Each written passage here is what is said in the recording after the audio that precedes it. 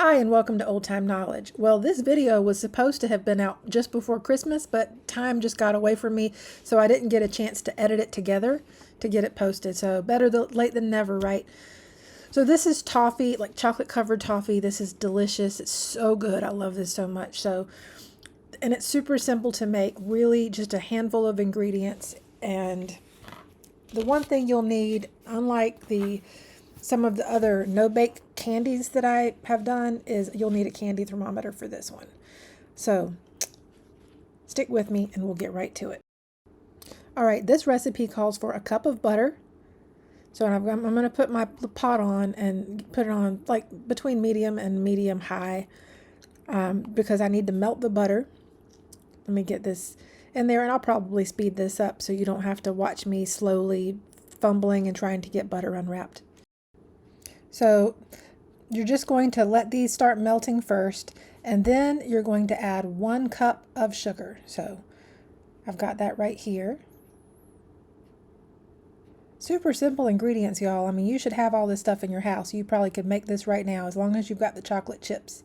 Now, I'm also putting in a 1/2 teaspoon of salt, and I'm just giving this a stir. And so at this point, I'm just cooking this until the butter all melts and it comes to a boil. And then once it comes to a boil, I have to let it just keep boiling until the temperature of the mixture comes up to about 285, 290 on my candy thermometer. So I'm going to zoom ahead to that part.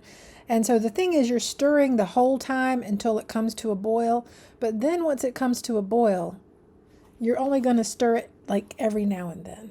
You're not supposed to be stirring it constantly once it comes to a boil, because this is where it's going to need to come to that stage where it's going to set and harden in the pan. So I have my candy thermometer in here, and it's probably even better if it's a deeper pan and you're doing more of this, but this is how much I wanted to do, and this works fine. The main thing is I'm just trying to keep my candy thermometer from just resting right on the bottom of the pot, which is why you see me just sort of leaving it here like this. And so I'm just checking it every so often. Have to clean the steam off of it every so often. But then when it gets to just over 285, that's when I take it off the burner. I also add in a teaspoon of vanilla, and then I get ready and pour it in the pan. And you can see how this got a lot darker as it just sat there. I mean, obviously it went from like white sugar and butter to this beautiful caramel brown. So now that it's off of the heat, I'm adding in the vanilla, and you're doing that just so you don't cook the vanilla out. That's why you don't put it on while it's on the stove. And I'm just pouring it into it's a cookie sheet with, you know, the rims around the side. You don't want one of those super flat ones because your mixture might just slide right off the side. But if it's a rimmed cookie sheet, it should be fine. And I kind of tilt it a little bit to get it to thin out as much as possible on the pan. And then I will be getting the chocolate chips and just sprinkling them all over the top, just like this. And once they've had a moment or a few moments to soften, then I'll get a spatula and spread them out. Of course, this is sped up, so it seems like it happens instantly, but it does take just a couple of minutes for the chocolate chips to sort of start getting melty on top of the toffee. And so you're just going to spread it out and just get it smoothed all over the surface of the toffee.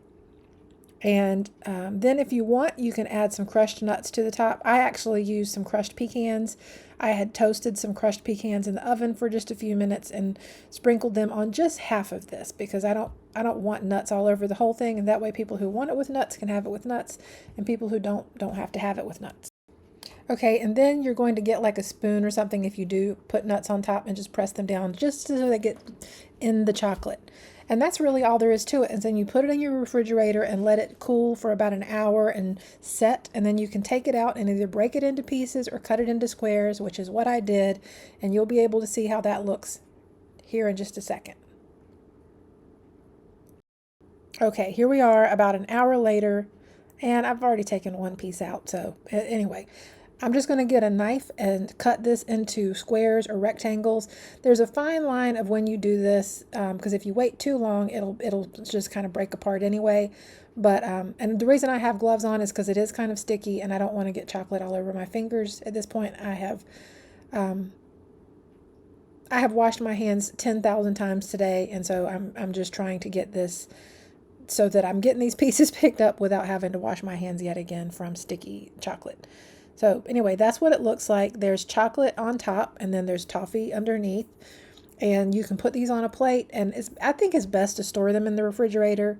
And then when you're ready to serve them, take them out a little bit before you're ready to serve them. I don't know exactly how long these last, after you make them. I probably wouldn't keep them more than a week. I mean, I don't think we've had them last longer than that, but anyway, you can see how I'm doing this. And this is just such a good, easy recipe, as you can see. So I hope you'll try this, and I hope you'll let me know what you think in the comments below. And if you haven't already, go check out my new channel, OTK Garden and Preparedness.